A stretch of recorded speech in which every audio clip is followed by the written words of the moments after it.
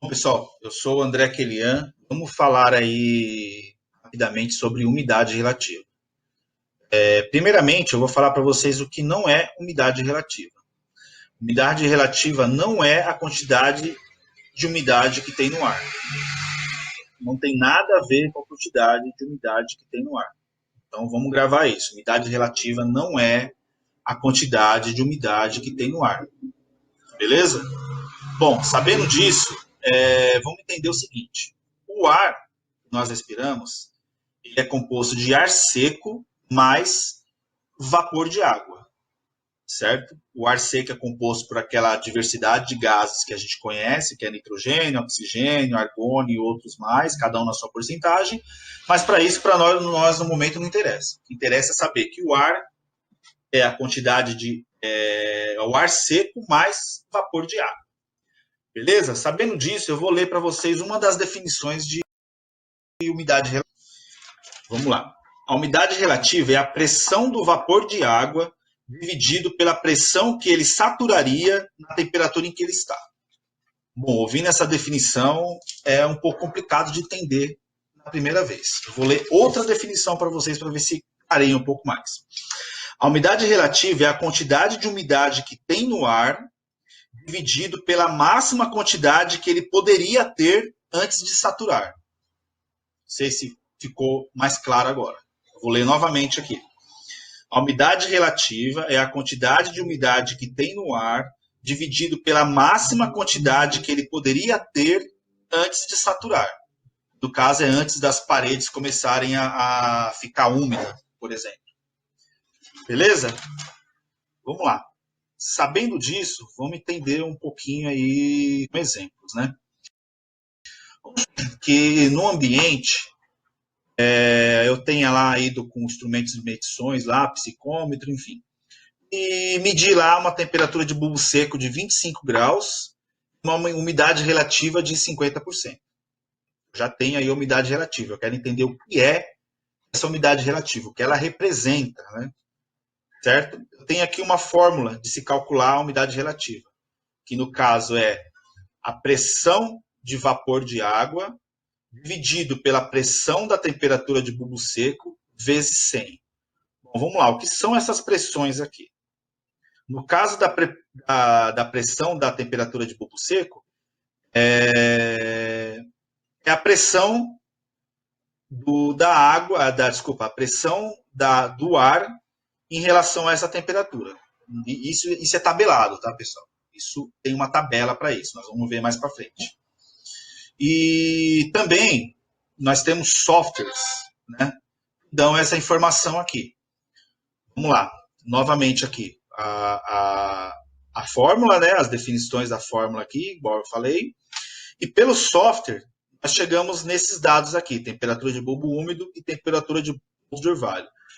Esses valores a gente consegue calcular, a gente consegue usar a carta psicométrica e traçar, a gente consegue calcular através de softwares e aplicativos, que é muito mais prático, né?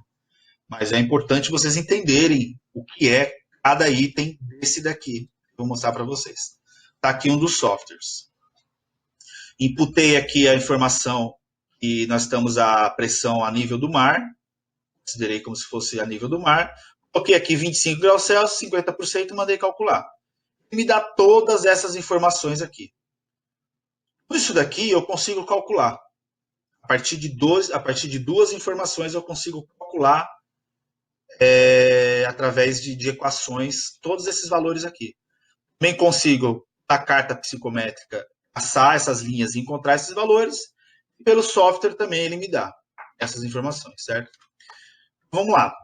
Com o software, eu cheguei nessa temperatura aqui de ponto de orvalho, que é de 13,8. Para a tabela de propriedades de termodinâmica, eu posso saber... Deixa eu pegar a tabela aqui.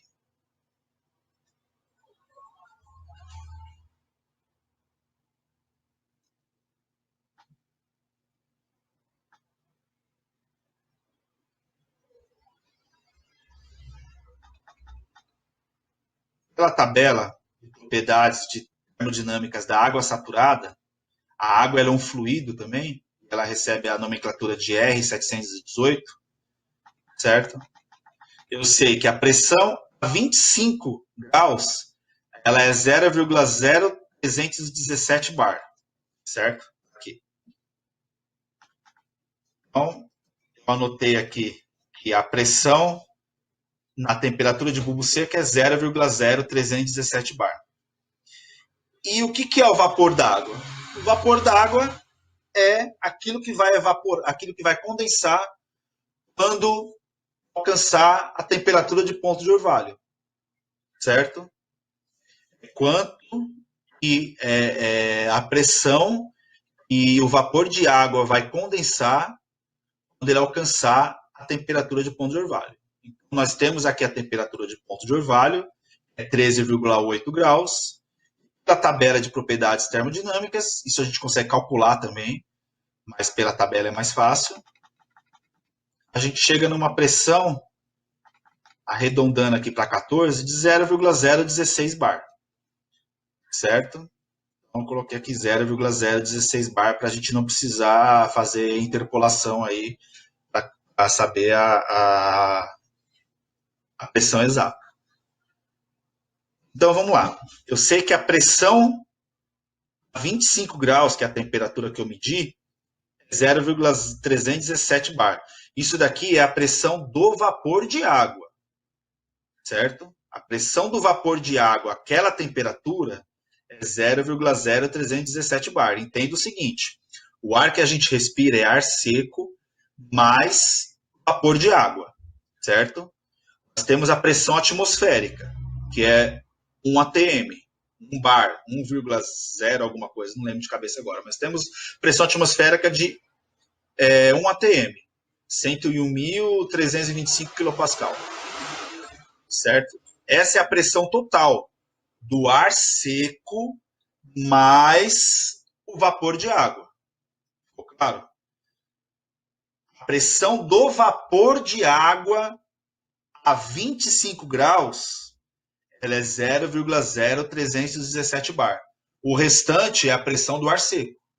A soma dos dois é a pressão atmosférica. Ficou claro?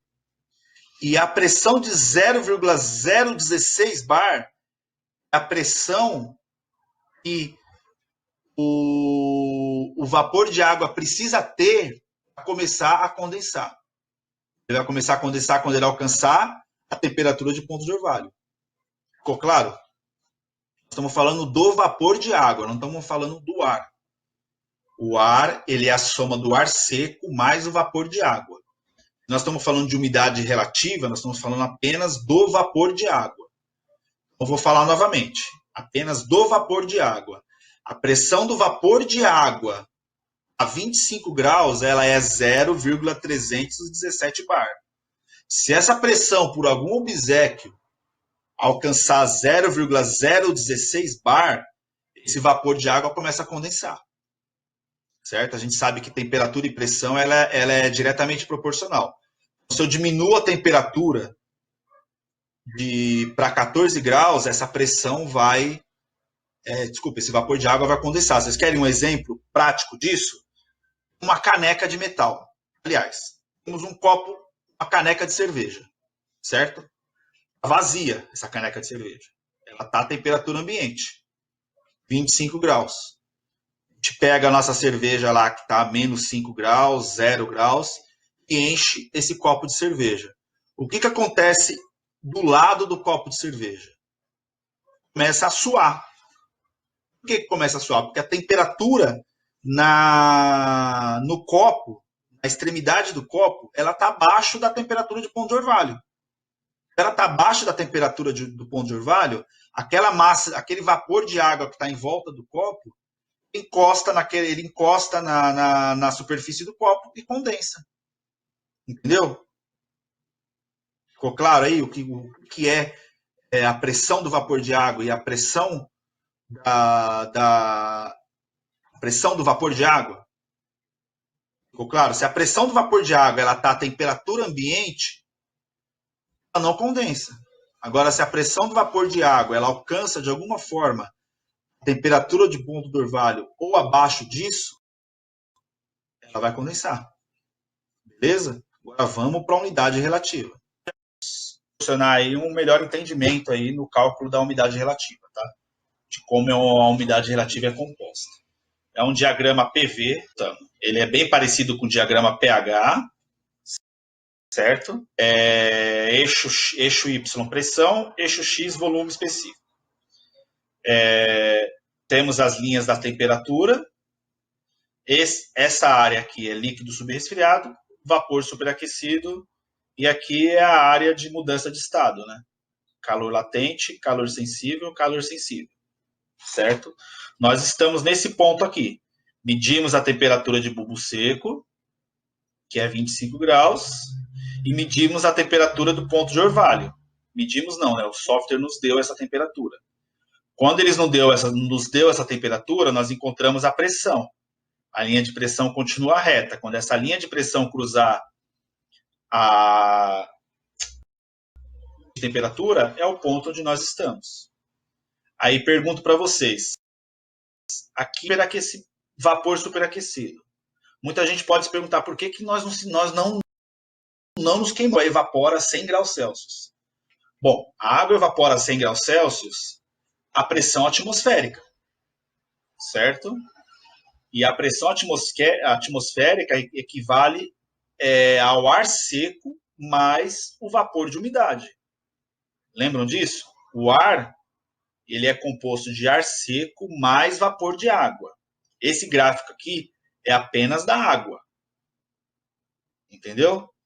Existe uma lei chamada Lei de Dalton. O que essa lei fala? Se eu tenho 2 ou mais gases que não se misturam, a pressão total desses gases é a soma parcial de cada gás.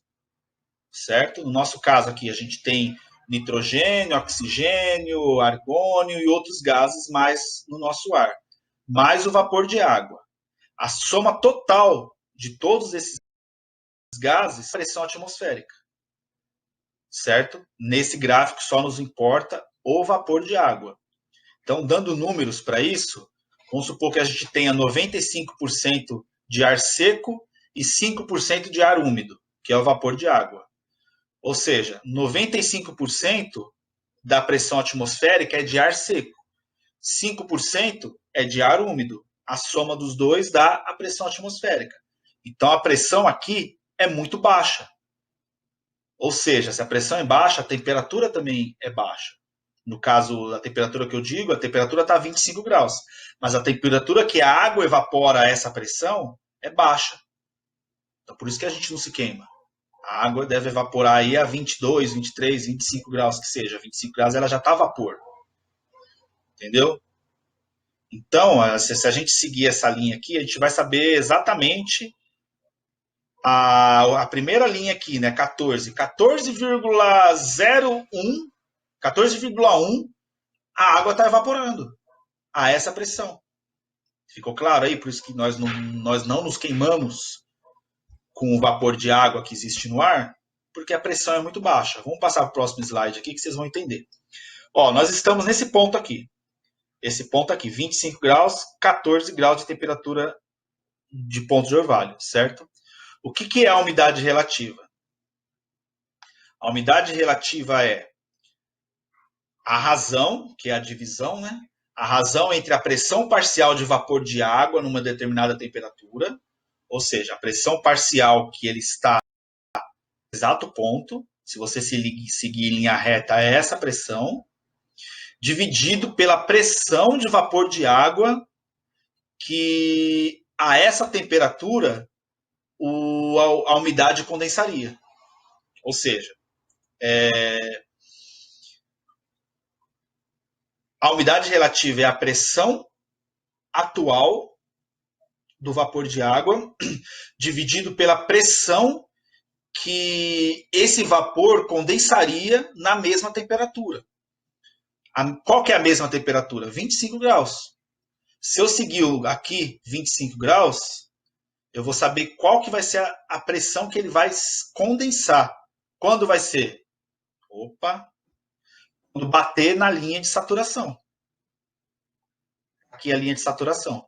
Quando bater na linha de saturação, vai começar a condensar. aí eu pego essa pressão, que é 0,0317 bar. Então, a umidade relativa é a pressão atual dividido pela pressão que o vapor de água condensaria naquela temperatura, vezes 100 para poder dar a porcentagem. Ficou claro? Tem uma outra definição aqui.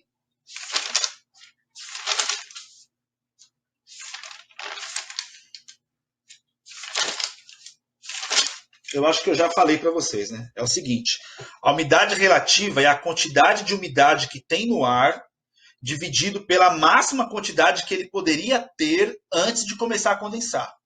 Quer um exemplo disso? Vamos pegar um ambiente. Nesse ambiente cabe 1 kg de vapor de água. Vamos lá, 1 kg de vapor de água não é 1 kg de ar. O ar é ar seco mais ar úmido. Então nós estamos falando de ar úmido. Nesse ambiente cabe 1 kg de ar úmido. Se tiver 1 kg mais 1 grama, essa 1 grama vai começar a condensar nas paredes. Entenderam? Só que eu não tenho 1 kg. Quanto que eu tenho? 505 gramas. Eu tenho 505 gramas. Ou seja, a umidade relativa é o que eu tenho dividido pelo que eu poderia ter antes de começar a condensar. Entenderam? Eu acho que essa definição ficou bem clara. Se vocês tiverem dúvida, por favor, deixe perguntas aí na descrição do vídeo que eu posso fazer. Pode entrar em contato comigo também no Facebook, aí, quem me conhece, quem tem meu nome. Meu nome é fácil de achar. É André Kelian Besdiguian. Eu vou deixar na descrição do vídeo aí. E esse vídeo é uma prévia de um curso que nós estamos preparando sobre psicometria.